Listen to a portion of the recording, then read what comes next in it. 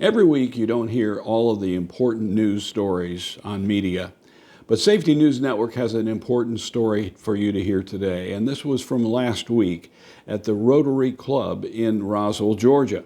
A speaker, whose name was Representative Brandon Guffey from South Carolina, was telling a tragic story about his 17-year-old son, Gavin. So July 27th, 2022, my 17-year-old lost his life to suicide.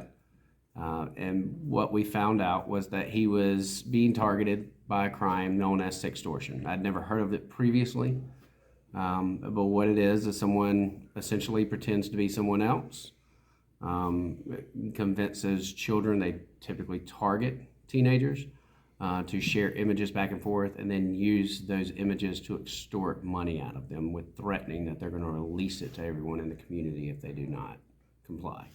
Well, you've been working now in South Carolina on this. How are things going now? We passed Gavin's Law in my first year in the legislature, which was a huge win. There are federal laws in place to go after, but what we're running into with the huge rise of sextortion is local law enforcement cannot cross jurisdictions due to it. So with Gavin's Law, it makes every level a felony, possibly. Unless it is a minor, we left that up to family court. We don't want children being punished for making childish decisions. And if great bodily harm occurs, you get an additional up to 20 years added on as well. And we required an educational component of the law, which requires Department of Education to educate all of our students and parents about Gavin's Law.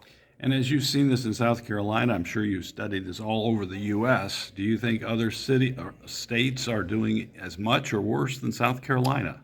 I think it is rising as across the country, across the globe, truthfully. We have many states that have enacted some type of sextortion law. I don't believe the most important aspect of it is the education. That's more important than any of the prosecuting lines, because the majority of the people that are attacking our children are either in another country or in a prison. It's not typically someone that they really know. And if they're in another country, local law enforcement can't go after them. What we need to do is have the conversation with our children. We need to have that hard conversation and let them know that there's nothing that they can do. While we sit there and we say, don't ever share an image, don't do that. You can't shame a child that once it's already happened, for them to feel like they can't come back to you. We need to quit.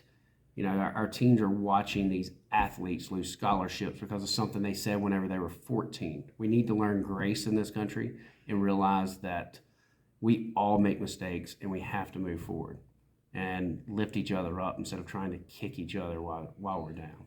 Thank you so much. There have been other great speakers from the Roswell Rotary Club, and you'll hear more from Safety News Network in coming weeks. Len Pagano reporting to you. Safe America.